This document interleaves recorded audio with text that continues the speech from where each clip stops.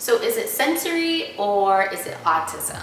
That is a very common question that has been a hot topic for a while now, especially because the rates of autism are definitely going up. So in this video, we are going to address the difference between sensory and autism and how to know which one your child or loved one may be experiencing. So in order for a child or an individual to be diagnosed with autism, they must have some difficulties in the area of social communication.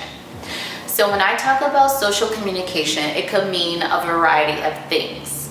This could look like a child or individual not being able to speak or being nonverbal. It could be an individual or a child rarely using any language to communicate their wants and needs. It could look like a child or individual that's not understanding or responsive to gestures such as waving or pointing. It could also look like an individual or a child who does not understand facial expressions or emotions from other people. They also may show a lack of interest in making friends, a lack of interest with social relationships with their parents, or just a lack of social interactions with others in general. The second thing that an individual must have in order to be classified as someone who has autism is they must show some type of restrictive, repetitive, and/or sensory behavior.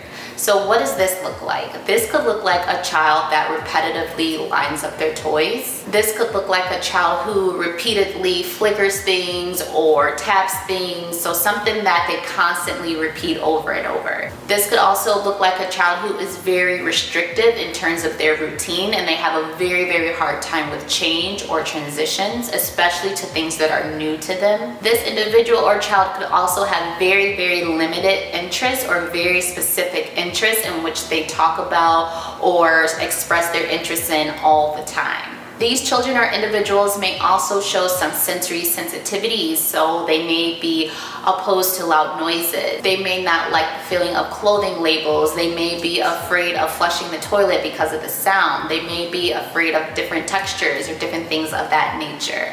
So if a child is going to be diagnosed with autism, not only do they have to show difficulties in the areas of social communication, but they also are going to show that they have some restrictive, repetitive, and sensory behaviors. So if you have an individual or a child who is showing sensory challenges but not engaging in those repetitive behaviors, or they are showing some sensory difficulties but they are not showing any difficulties with social communication, then you may just have a child or individual who only has sensory processing disorder. Because a child or individual can have sensory processing disorder without having autism, but about 90 to 95% of individuals who have autism also have sensory processing disorder. So that's kind of how the two can get confused, which is easy to make that mistake. But just remember, a child can have sensory processing disorder all on its own. And you will know that because the child will not have any issues with social communication or show any patterns of that restrictive, repetitive behaviors.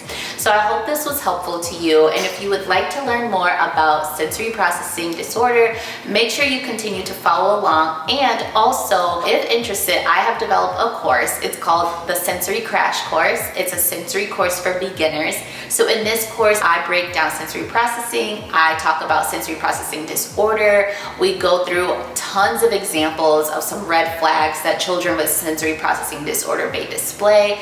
And you will also receive handouts on some strategies and activities that you can start applying with your child today. So if interested, click on that link below and it'll take you to the page where you can read more about the course. Also, don't forget to subscribe so that you can stay up to date when I post more information about sensory processing as well as early childhood. So until the next one, bye!